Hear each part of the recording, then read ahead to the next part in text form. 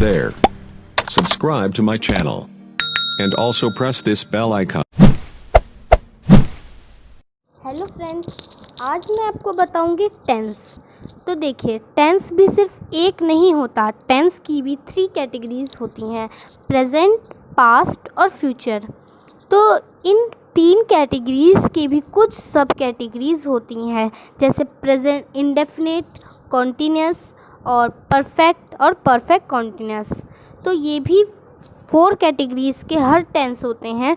तो आज हम प्रेजेंट का फर्स्ट सब कैटेगरी जो है प्रेजेंट इंडेफिनिट टेंस के बारे में जानेंगे। तो देखिए, प्रेजेंट इंडेफिनिट टेंस में आज हम सबसे पहले उसकी पहचान को देखते हैं कि कौन से सेंटेंस में क्या होगा, तो हम क्या यूज़ करेंगे। तो देखिए, सबसे पहले जिस भी सेंटेंस में, वाक्य में लास्ट में उसके ता है, ती है, ते है, अगर क्रिया में ये आ गए उनके साथ में, तो आप समझ जाइएगा कि ये प्रेजेंट इंडेफिनिट टेंस है। जैसे कि मैं खाता हूँ, तो खाता में ता है, खाती हूँ, पीती हूँ, सोती हूँ, उठता हूँ, नहाता हूँ, बैठता हूँ, जागता हूँ। तो इन सब में ता है, ते है, ती है आ रहे हैं। तो आप समझ जाइए कि ये प्रेजेंट इंडेफिनिट टेंस की बात हो रही है। तो आप इन्हीं का यूज़ यहाँ पे करेंगे।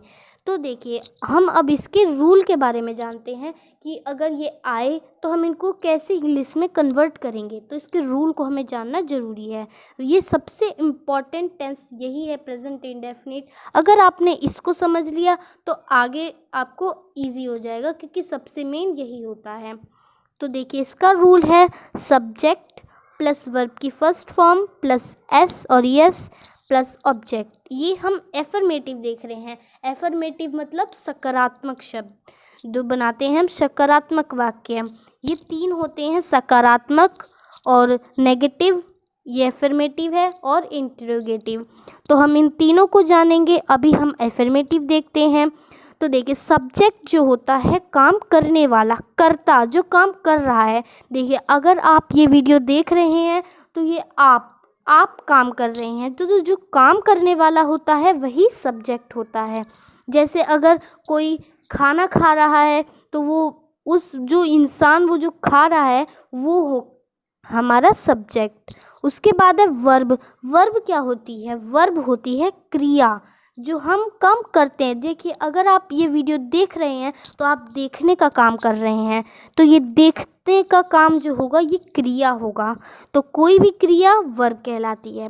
उसके साथ हम लगाते हैं एस और ईएस, लेकिन ये भी एक कंडीशन में लगता है।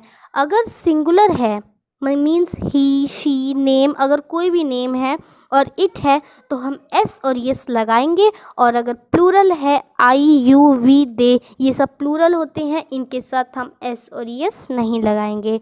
तो इनकी इन कंडीशंस को आपको पता होनी चाहिए, तभी आप इनको वो जानेंगे कि कैसे बदलते हैं। तो देखिए, अब अगर आप एस और यस लगाते हैं तो आपको ये भी पता होना चाहिए कि एस कहाँ लगेगा और ईएस कहाँ लगेगा। लगेगा तो वो सिंगुलर में, लेकिन एस किस शब्द के साथ लगेगा और ईएस। तो देखिए, ईएस जो होता है वो अगर कोई भी शब्द है, कोई भी वर्ड है, तो उसके साथ अगर एस एच है लास्ट में और एस है, जेड, एक्स, ओ और सी एच है, तो हम वहाँ पर ईएस का यूज़ करते हैं। और अगर लास्ट में उस शब्द के वाई है तो हम तब भी ईएस लगाएंगे। लेकिन अगर कॉन्सोनेंट प्लस वाई है, मीन्स अगर जैसे क्राई, क्राई मीन्स रोना, तो चिल्लाना, तो देखिए इसमें वाई के पहले कॉन्सोनेंट है, तो हम इसको बदलेंगे तो ये क्राइज हो जाएगा ईएस लग के। और अगर वॉवेल प्लस वाई है तो वो एस ही रहेगा। जैसे अगर है प्ले, प्ले मतलब होता है खेलना, तो इसके साथ हम सिर्फ एक एस लगाते हैं, प्लेज। तो आप इन्हें याद रखिएगा कि ईएस किसके साथ लगते हैं। Es, S H, C H, O इनके साथ। जैसे गो है तो गोज हो जाएगा, डू है तो डज हो जाएगा। तो ऐसे में हम ये सब ईएस लगाते हैं। और वाई भी होगा तो हमेशा ये नहीं कि वाई को आई बना के और फिर आई ई एस लगा देंगे, हर जगह नहीं होता। वाई के साथ एस भी लगता है वॉवेल प्लस वाई में।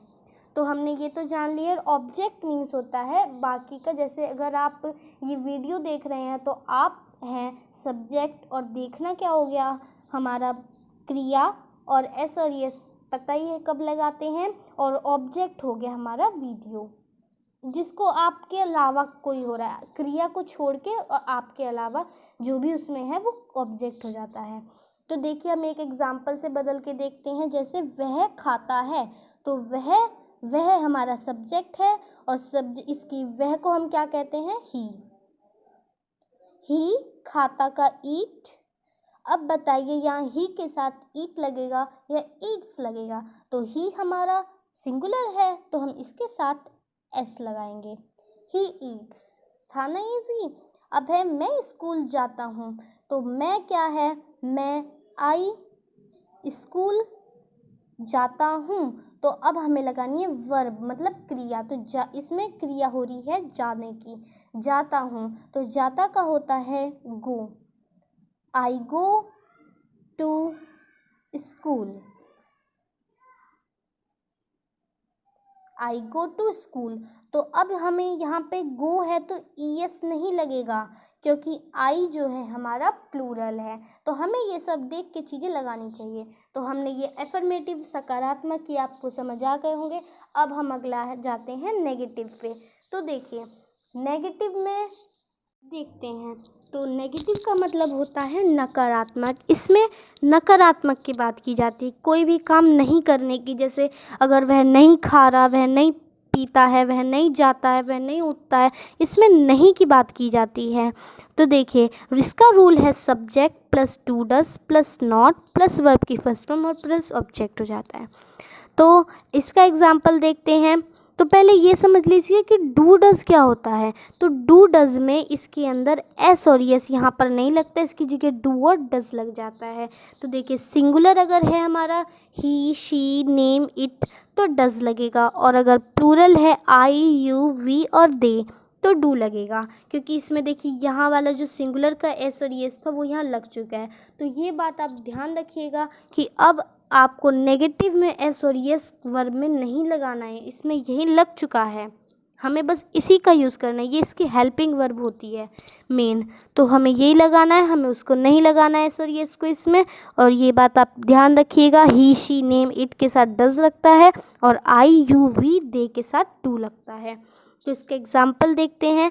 वह नहीं खाता है, तो वह ही नहीं खाता है, तो देखिए अब इसमें डू और डज लगेगा, तो ही हमारा सिंगुलर है तो इसके साथ डज लगेगा, और प्लस नॉट और प्लस खाता का ईट। इसके बाद नेक्स्ट है मैं स्कूल नहीं चाहता हूँ, तो मैं का आई स्कूल नहीं चाहता हूँ। तो अब देखिए इसमें डू और डज में क्या लगेगा, तो देखिए हमारा आई है डू लगेगा, क्योंकि ये प्लूरल है। I do not go to school, तो ये हमारा बन गया है, क्योंकि इसमें क्रिया क्या थी, गो जाने की, और स्कूल ऑब्जेक्ट। तो ये देखिए आपको नेगेटिव भी समझ आ गया होगा। अब हम चलते हैं इंटेरोगेटिव। इंटेरोगेटिव का मतलब होता है प्रश्नवाचक से। इसमें कोई किसी से भी कोई प्रश्न पूछते हैं या किसी से कोई प्रश्न की बात की जाती है तो हमारा इंटेरोगेटिव होता है। जैसे अगर आप किसी से बोल रहे हैं क्या आप खाते हैं, क्या आप उठते हैं, किसी से भी किसी प्रश्न पूछा जाता है तो वहाँ इंटेरोगेटिव का रूल लगता है। तो देखिए इसका रूल क्या है, do does plus subject plus verb की first form plus object plus question mark. तो देखिए इसमें नेगेटिव वाले में देखिए सब्जेक्ट पहले था, फिर डू डज था, फिर नॉट था।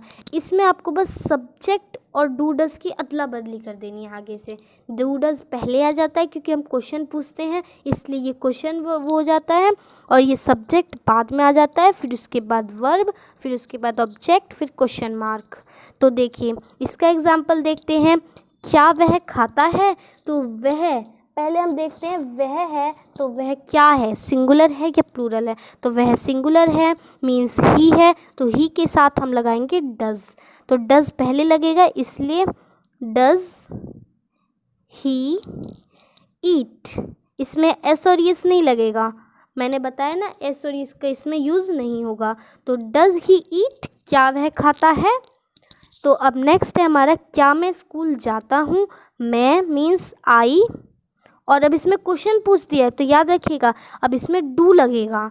तो do I go to school, क्या मैं स्कूल जाता हूँ। तो देखिए हमने इंटेरोगेटिव कर लिया आसानी से। अब आपको सारे सेंटेंस अच्छे से समझ आ गए होंगे, तो आप इसको अपनी डेली लाइफ में यूज़ करें, जिससे आपको इसको बार बार अगर यूज़ करेंगे, इनको इंग्लिश में कन्वर्ट करके किसी भी बात को बोलेंगे तो आप अच्छे से कर पाएंगे और आपकी अच्छे से प्रैक्टिस हो जाएगी। So thank you, have a nice day.